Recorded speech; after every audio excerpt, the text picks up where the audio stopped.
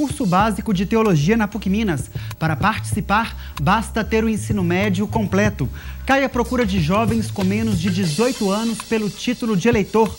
Relatório do Tribunal Superior Eleitoral indica queda de 31% desde 2010. Será que esses dados refletem o desinteresse da juventude pelas questões políticas? Esse é um dos assuntos que vamos tratar daqui a pouco no estúdio. Hoje é segunda-feira, 4 de agosto. Começa agora o Espaço PUC, o programa que leva os assuntos da universidade até você.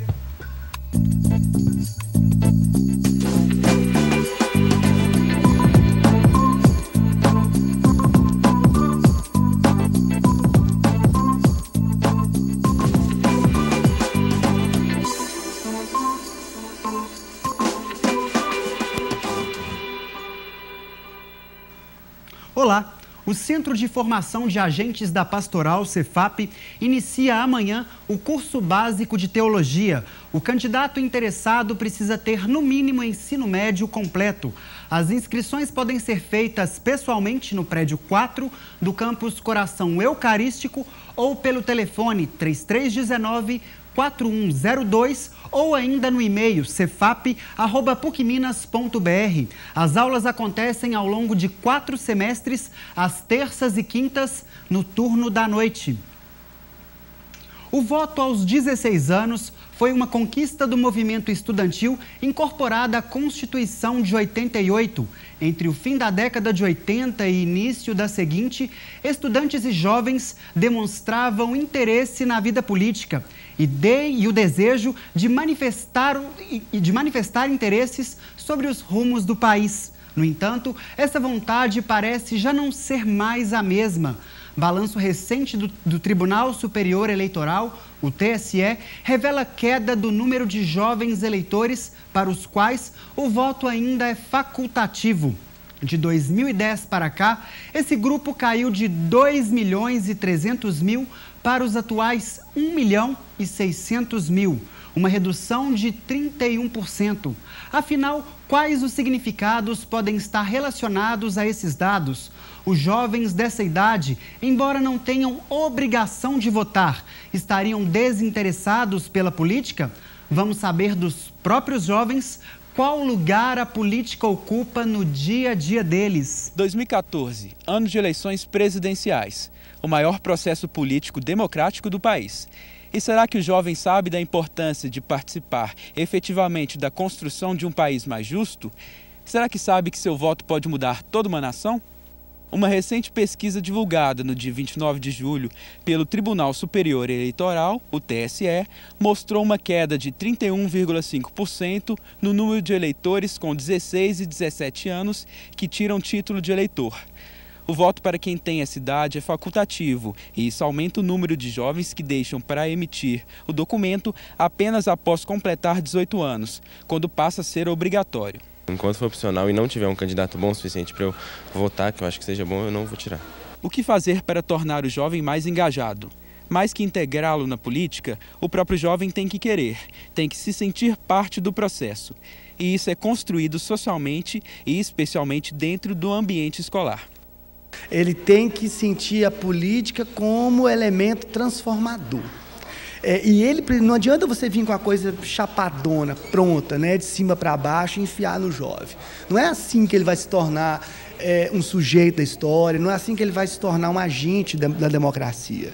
Então, você precisa trazer ele. Vamos construir nesse sentido aqui para melhorar a área de esporte para você. Vamos mexer com a rádio comunitária. Vamos fazer um jornal na escola. Bacana? Vamos incentivar o Grêmio na escola. Então você aí está fazendo com que ele tenha vontade de ir para aquele lugar fazer política, discutir as coisas que são ligadas a ele. Porque para ele vê a política desconectada do mundo dele. Dizem que a juventude é o futuro do país, que a mudança parte de nossas ações. E construir no jovem a consciência política e cidadã é fundamental na construção de um país melhor. Eu acho que é importante a gente ajudar também a decidir o futuro do nosso país. E para dar mais detalhes sobre esse assunto e falar do papel da escola na formação política dos jovens, recebo no estúdio Gilberto Damasceno, cientista político e professor da PUC Minas. Professor Gilberto, boa tarde. Boa tarde. Seja bem-vindo ao Espaço PUC para discutirmos um assunto importante, o interesse dos jovens pela política. Professor, me conta uma coisa, os jovens de fato, como nós vimos aí a redução de 31,5% do número de eleitores que votam de forma facultativa nos últimos 4 anos. Isso demonstra um desinteresse dos nossos jovens pela política? Boa tarde, é um prazer estar aqui. É óbvio que essa redução, o que você tem, falando de uma maneira um pouco mais clara, é que apenas 1/4, ou seja, 25% dos jovens que poderiam tirar o título de eleitor, fizeram essa ação. É óbvio que isso aí revela um distanciamento. Esse distanciamento, ele pode estar também relacionado com um desinteresse do jovem em relação a esse modelo de política. É muito arriscado a gente afirmar que o jovem está desinteressado da política. O que isso evidencia é que o jovem está, assim, distanciado e desinteressado por esse modelo da democracia representativa, o que, de certa forma, já tinha sido antecipado nas manifestações da época da Copa das Confederações, quando os jovens apresentaram cartazes dizendo: vocês não me representam. Então, nós temos aí a obviedade de que há um desgaste, principalmente em relação ao jovem, desse modelo da política, da democracia representativa. O senhor tocou num ponto interessante. A política é uma instância que representa qualquer cidadão. Quando um jovem ou um determinado setor escreve uma frase, você não me representa, ele está, de certa forma, dizendo, se abstendo dos direitos dele enquanto cidadão, enquanto ser político? Não. Ele tá apresentando, no momento que ele faz isso, no espaço público, ele está inaugurando e ocupando um espaço autônomo, direto, né, de fazer política. O fato de você publicizar uma ideia, ocupando os espaços públicos reais, ou seja, ocupando a rua, você está, neste momento, fazendo política. Então, essa política direta, onde o próprio cidadão se apresenta, então ele não precisa de um representante. Eu apresento a mim mesmo, né? Então, ele vai à rua, né, e ensaiou, né? O que nós assistimos ali foi um ensaio de uma dimensão da política que, naquele momento, apresentou-se como interessante para o jovem.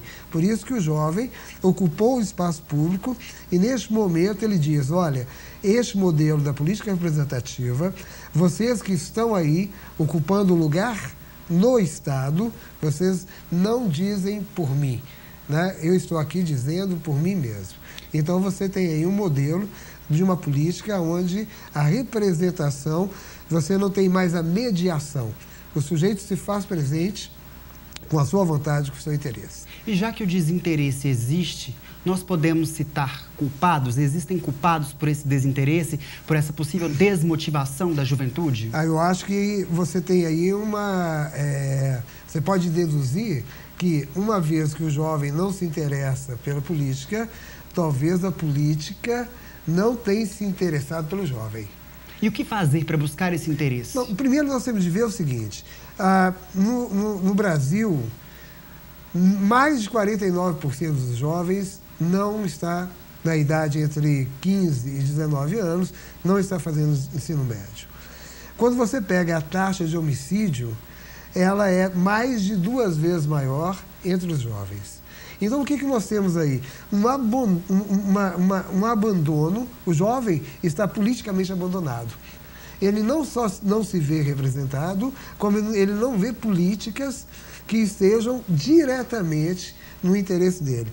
E outro elemento importante: as organizações, em especial a UNE, que seria a União Nacional dos Estudantes, exatamente, que seria a entidade da representação do estudante, ela perdeu autonomia. Por quê? Porque ela foi cooptada pelos partidos políticos. Então, os partidos políticos... Ela virou um quintal dos partidos políticos. Uma arena a ser ocupada pelas siglas partidárias. Então, a UNE de tal estado vai ter ocupado tal partido.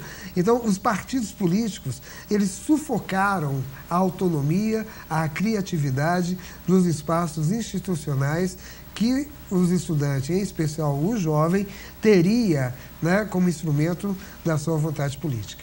Professor, hoje o Brasil tem cerca de 1.600.000 jovens eleitores. Quem é esse jovem eleitor da chamada geração Z, cada vez mais conectado às redes sociais, que muitas vezes articula movimentos pela internet? Quem é esse jovem eleitor?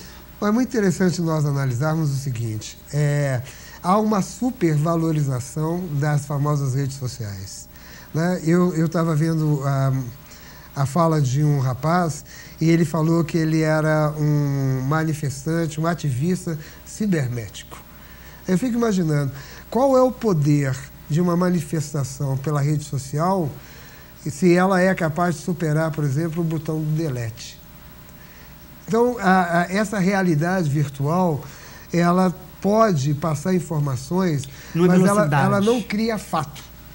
O fato, ninguém come bytes, né? Ninguém se alimenta dos elementos que estão na rede social. Você tem a rede social como uma instância, um locus, um lugar, né, de comunicação. Mas a realização da política, ela tem que se transformar em um fato político, né? Então você tem que sair de frente à tela para ir, por exemplo, para a rua, né? E não é uma ida à rua tão limitada a um determinado mês. Se a gente analisar, se eu estivesse de fora do país e visse as manifestações em 2013, né, eu pensaria, olha, o povo está se manifestando, demandando mais educação, mais saúde, transporte públicos adequado, mais dignidade, menos violência, mais segurança. As reivindicações têm que ser constantes. Olha só, se eu estivesse fora e logo depois, um ano depois, fosse assistir a Copa e não visse mais ninguém na rua, eu pensaria, eu nunca vi um Estado com tanta capacidade efetiva de responder a uma manifestação. Ou seja, os problemas da saúde, o problema da educação, o problema do transporte público, problemas das violências, estão todos resolvidos. Por quê? Porque simplesmente os manifestantes se evaporaram. E em determinado momento, 150 mil, 200 mil pessoas na rua, reivindicando alguma coisa. Quando que uma reivindicação deve terminar? Quando a coisa se concretiza. Verdade. Professor, muito obrigado pela sua presença. Volte sempre ao nosso programa. Tá, muito obrigado. E o Espaço PUC de hoje chega ao fim. Mande sugestões e comentários para as redes sociais da PUC TV. Afinal, a sua participação é sempre importante para nós. No programa de amanhã, vamos falar do legado da Copa do Mundo para BH. A cidade recebeu 350 mil turistas durante os Jogos. E será que o evento foi uma oportunidade para a capital mineira ser reconhecida em âmbito internacional e também fortalecer o turismo? Não deixe de conferir. O nosso encontro é às 4h45 da tarde, aqui na PUC TV e na TV Horizonte. Obrigado pela sua companhia, um abraço e um ótimo começo de semana.